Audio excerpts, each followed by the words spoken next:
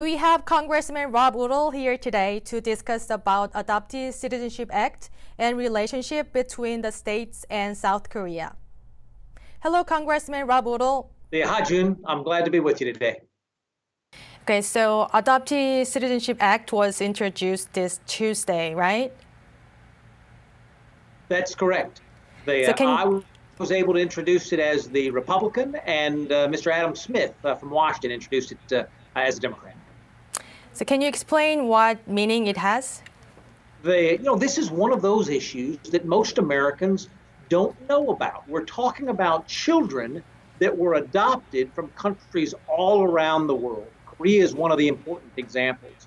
And even though the families performed a legal adoption, they never went through the second part of the paperwork to have the child become a United States citizen.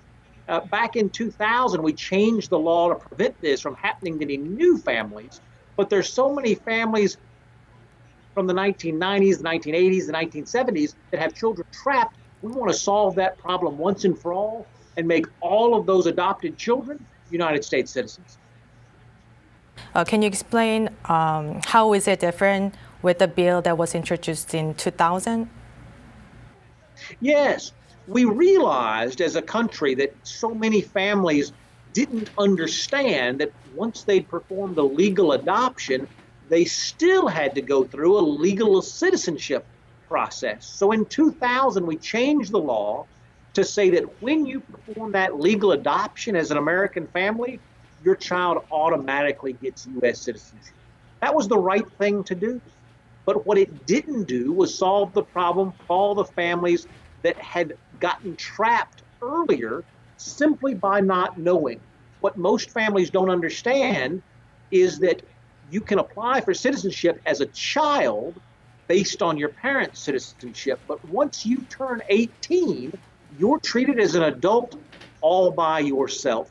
So if parents didn't apply within that short window, their children are literally trapped between two worlds now. It's an important issue for the U.S. and Korea, but it's also an important issue for Vietnam and Japan and Brazil all across the globe. And so we're working on something that isn't a Republican issue. It's not a Democratic issue.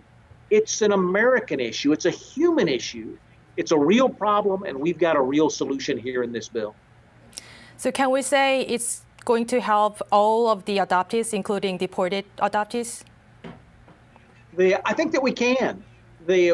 So many of these young people at the time, when you didn't have a citizenship status, if you were stopped by Customs and Immigration trying to come back into the country, yes, you were denied entry or you were deported, not because you'd committed a crime, but simply because your mom and dad didn't know about the paperwork they had to fill out. That's not who we are as a country. It's certainly not what we want for American families. And so we're going to fix this once and for all. Okay, and you also introduced a Partner with Korea Act and Divided Families Reunification Act on the 14th of March this year. So can you tell me more about it? When we negotiated that free trade agreement, we did not include enough visas for all of the South Korean businessmen and women who needed to come back and forth to help the economy grow. We want to fix that problem again once and for all, provide that elevated level of partnership that South Korea and America have always known.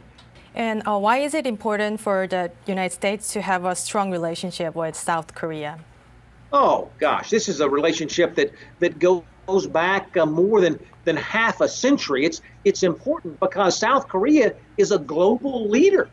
We want all of our partners to be able to avail themselves of the protection of American laws, the easy access to visas. When you're dealing with a world leader like South Korea, it only makes sense that the U.S. have a partnership, not at a low level of coordination and cooperation, but at a very high level of partnership and coordination. And that's what we're trying to do here today. And how much impact you're expecting it's going to make on Korean community in the States?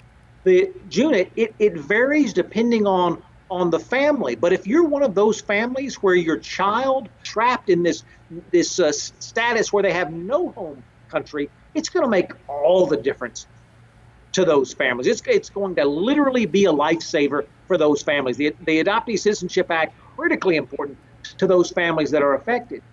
Move forward to the reunification bill. And when it comes to the economic partnership between South Korea and America, when South Korea leads, when America leads, when our partnership is on display, we lift economic votes around the globe through all of our multinational companies and all of our partnerships. So some of these bills are targeted at one family at the time. Some of these bills are targeted at making a difference for the entire globe.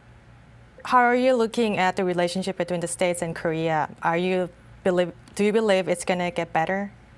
I absolutely do. To be fair, it's always been an amazing relationship we've had with the South. This close-knit bond that we have, having shared a unique struggle together. This is a bond that cannot be broken. It's difficult when you're taking on a major international challenge. We all have a lot to lose if we don't do it well. We all have a lot to gain if we do.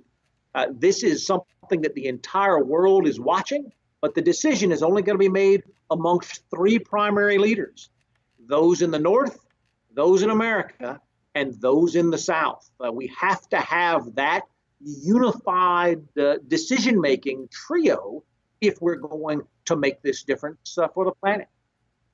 So that's all I prepared for today. So is there any other things that you wanted to discuss or add?